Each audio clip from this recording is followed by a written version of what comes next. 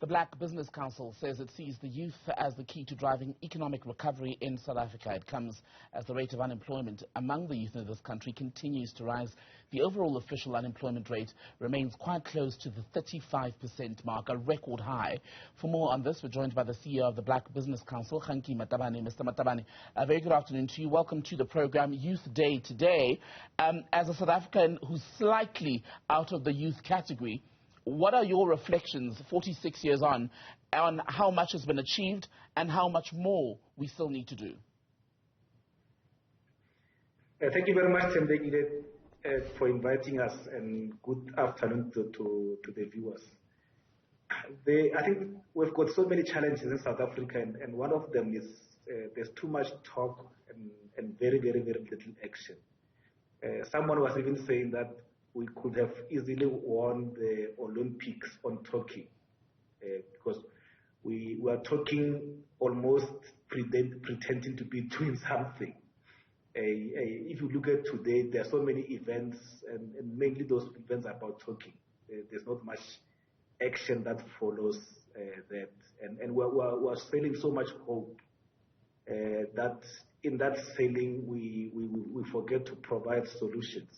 Mm-hmm. So I think we need to start actually doing and implementing and stop trying to be seen to be doing something. Right. There's a huge difference in that. And as far as solutions go, what you suggested on this Youth Day is that one of the things government should do is allow more small business into the procurement space. What exactly do you mean by that, and how would you see it play out? If as a country we were implementing the National Development Plan 2030, which is the country's plan, we should be focusing on all our energies on creating and supporting small businesses, because in the plan says we should create 11 million jobs by 2030 if we want to deal with unemployment, and 90% of those jobs are supposed to come from small business. But the way we're acting and behaving, we're not necessarily being seen to be supporting small businesses.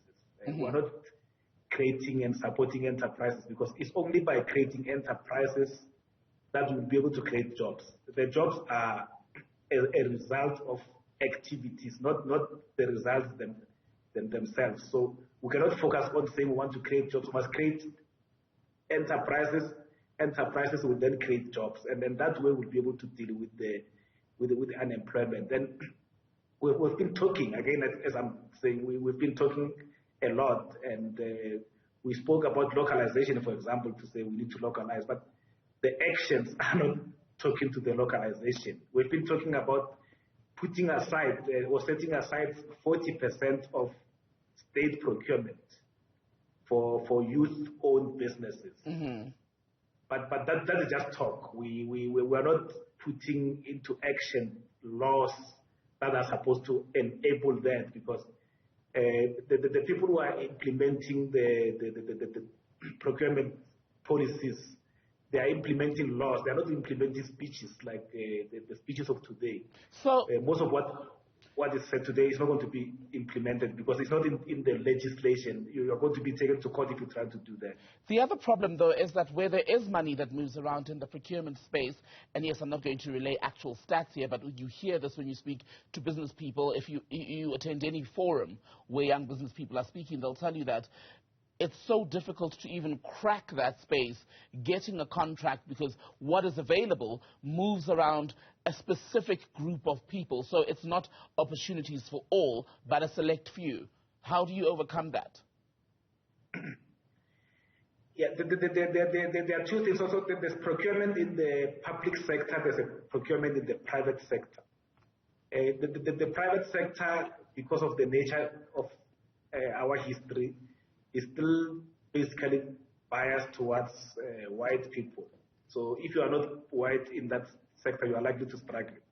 Hence, we've been saying to government, let's learn from what the Afrikaners did, and use state procurement to say, let's put 40% of all the state procurement from all SOCs, all government, all municipalities, let's put aside that for young people. Because if you put it aside for young people, at least you know the chunk of your procurement will go to young people. And then you then put a policies that will then put a criteria that says for you as a young person, for you to qualify here, you need to do 1, 2, 3. And then let's train those young people that we have.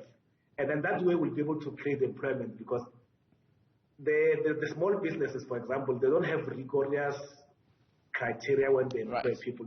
It's easier for them to say, let's take young people, let's get them get some sort of experience, and then they can be taken by big business somewhere. So, government procurement. I want to pick up on that note, because at this point, government is the largest single employer in this country, just based on available employment stats, right? You talk about small business getting access to government contracts and the rest of it. There's the issue of government departments, in some cases, failing to pay on time. Government is now set up, the President himself has got a team leading a panel dealing with the removal of red tape in the business space. And I wonder how reliable a foundation it would be to focus on government procurement and the rest of the business in that space as a means by which to grow the economy. Should we be not looking more towards private development and employment in that space?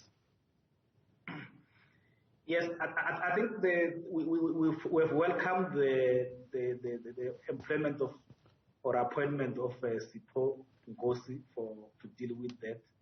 But the thing that we've been raising with government, which is supposed to be very easy, we've raised this thing with the president of the country. Government owes people more than 5 billion rands, owes small business more than 5 billion rands. And we've been asking the president, but why can't you just instruct these people to pay? And then we've got the Public Audit Act, which actually says if the director generals, the CEOs fail to pay small businesses in 15 days, they must be held accountable. So the problem that we have is the one of lack of holding people accountable.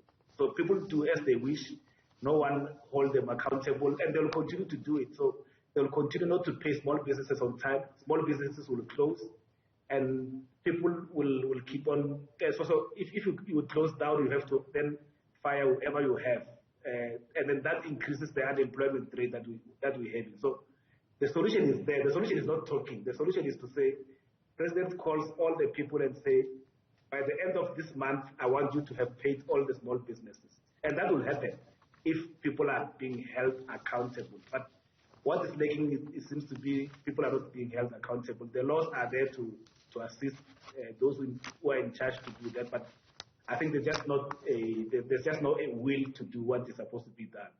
Kganki Matabane, CEO of the Black Business Council, thank you for your time, sir. Thank you.